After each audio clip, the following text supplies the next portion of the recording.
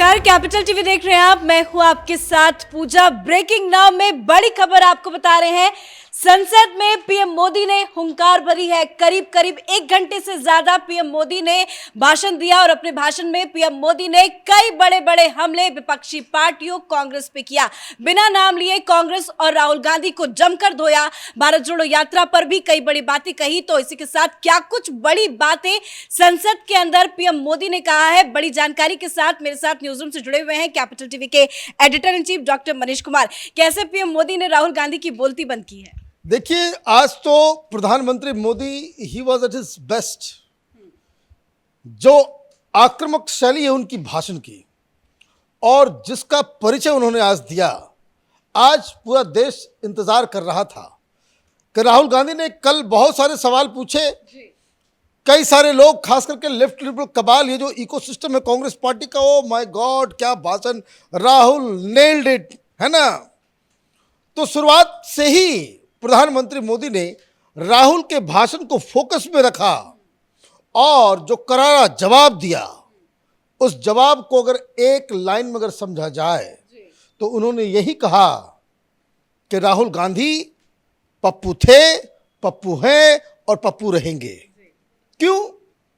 क्योंकि उन्होंने बहुत सारी चीजों को, उदाहरण के तौर पर जो चीजें राहुल गांधी के भाषण में थी, जिसका कोई आधारहीन सवाल जो थे, उसका बकायदा आंकड़ों के साथ प्रधानमंत्री मोदी ने आज जवाब दिया। और राहुल गांधी को बिल्कुल नॉन सीरियस पॉलिटिशियन, जो पता नहीं कि वो क्या कर रहे हैं नहीं कर रहे हैं, उस तरीके से उनको साबित करने की कोशिश की। और भाषण के शुरुआत में ही उन्होंने एक शेर मारा। और किसके लिए? वो तमाम ये जो भोंपू ब्रिगेड है कि भाई जो टूल किट गैंग है कि भाई राहुल गांधी ये अडानी वडानी जो तमाम पिछले बवाल मचा हुआ एक सप्ताह से अडानी को लेकर के। वैसे एक खबर मैं आपको दे दूं, अडानी का बहुत कुछ जो नुकसान जो ये लोग सोच रहे थे, अडानी का शेयर जो है बहुत हद तक रिवाइव कर गया है। तो हम लोगों ने कैपिटल टीवी में कहा था कि ये बरसाती मेढक हैं, ये टर टर करेंगे, खत्म हो जाएंगे, अडानी वापस अपनी जगह पर चले आएंगे। तो ये जो ब्रिगेड है उसके बारे में प्रधानमंत्री ने कहा कि ये कह कर हम दिल को बहला रहे हैं कि वो अब चल चुके हैं, वो अब आ रहे हैं। मतलब ये प्रधानमंत्री मोदी ने कहा कि जो लेफ्ट लिबरल कबाल है, जो पत्रकारों का, मीडिया का ये जो गैंग है, ये कब से इस तरह से ताका झाकी कर रहा है। और इस तरह की चीज, इस तरह की बातों को बता करके आप आशा दिलाते हो, लेकिन राहुल गांधी आकर के सब कुछ चौपट कर देते हैं। लेकिन जो ऑन सीरियस नोट उन्होंने एक बात कही अपने पार्टी के लीडरों के लिए, उन्होंने कहा कि बहुत हिम्मत की आवश्यकता होती है कि आप यहां बैठे रहें, आपके ऊपर झूठे इल्जाम लगाए जाएं, गंदी गंदी गालियां दी जाए और उसे आप सहन कर लें, शांति से सुन लें।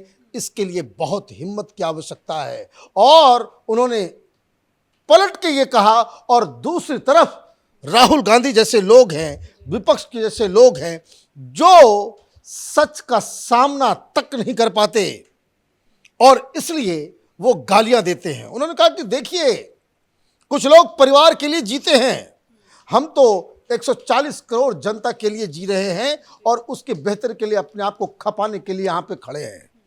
उन्होंने क्या कहा? उन्होंने कहा कि जो गालियां मुझे दी जा रही है, ये गालियां 140 करोड़ जनता को क्रॉस कर पाओगे तब हम तक पहुंचेगी।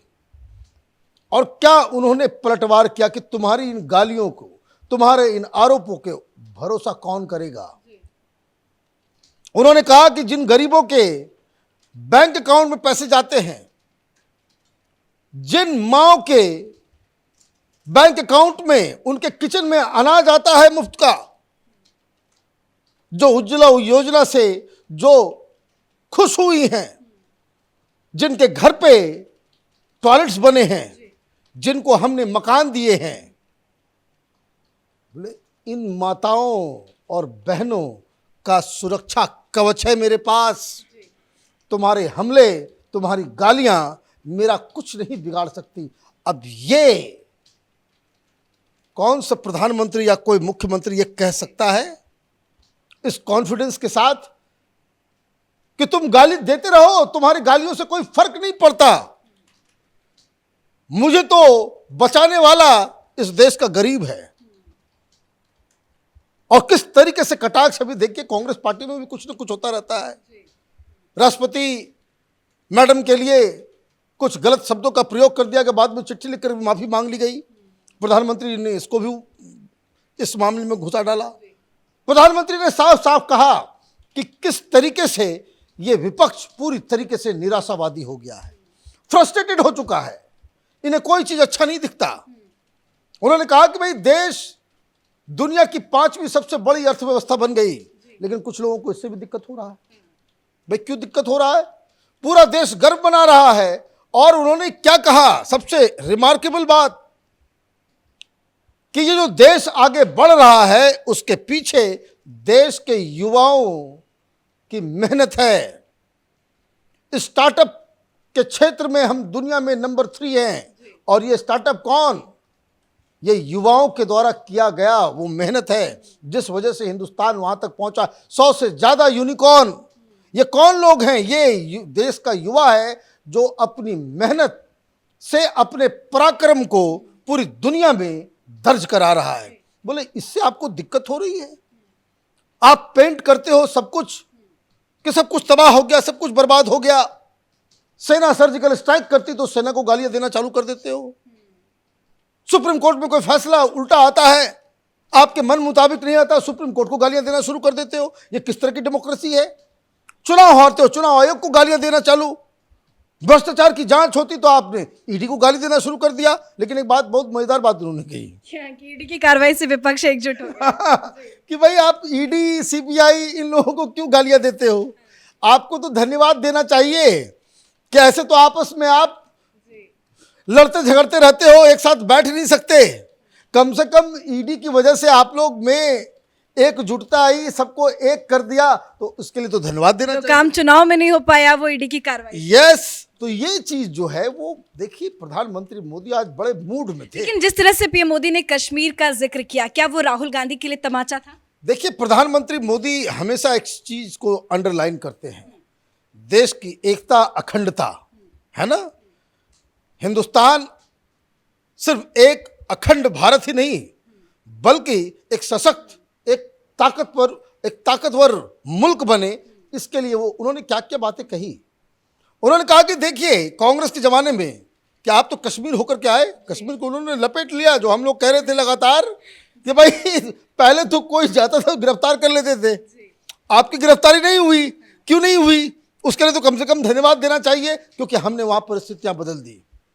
और उन्होंने ये भी कहा कि भाई अभी तो आप कश्मीर गए, अब आप नॉर्थ ईस्ट होकर के आइए, आपको दूसरा नॉर्थ ईस्ट नजर आएगा। उन्होंने कहा कि भाई कश्मीर और नॉर्थ ईस्ट डिस्टर्ब्ड इलाका हुआ करता था, कश्मीर का तो क्वेश्चन सेटल कर दिया कानून को ही बदल के। दूसरी तरफ नॉर्थ ईस्ट में उन्होंने एक बहुत बड़ी बात कही।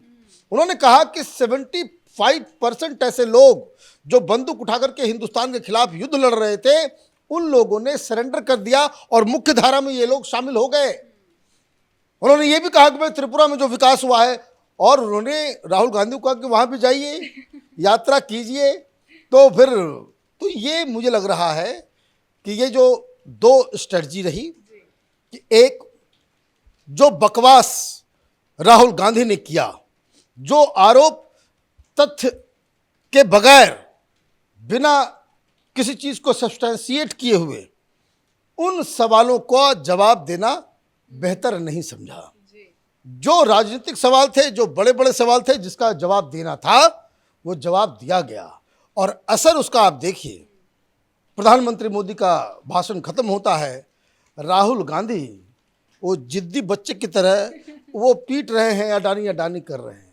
भाई अडानी गया, खेल खत्म, ओवर, फिनिश। अडानी के शेयर वापस अपनी जगह पे आ गए। आप यहां पे हाथ मलते रहो, जेपीसी का कोई कार्यक्रम नहीं, कोई कुछ नहीं, सरकार सुनने वाली नहीं है। और आप किसी एक प्राइवेट कंपनी के ऊपर, अच्छा दूसरी चीज, अच्छा क्या प्रधानमंत्री ने वो उन सवालों में डुएल नहीं किया? क्यों भाई? सबसे बड़ी बात जो आपने बकायदा एग्जाम्पल देकर के पूरे पार्लियामेंट में समझाने की कोशिश की कि ये जेवीके ग्रुप जो है वो उस पर दबाव डाल करके आपने अडानी को डाला, तो इस पे जवाब तो नहीं दिया गया। लेकिन एक का जवाब प्रधानमंत्री मोदी ने दिया कि भाई राहुल गांधी ये कह रहे हैं कि भाई श्रीलंका गए तो अडानी को वहां प्रोजेक्ट मिल गया, तो विदेश यात्रा जाते हैं पीछे से उनको मिल जाता है, ऐसा क्या रिश्ता है?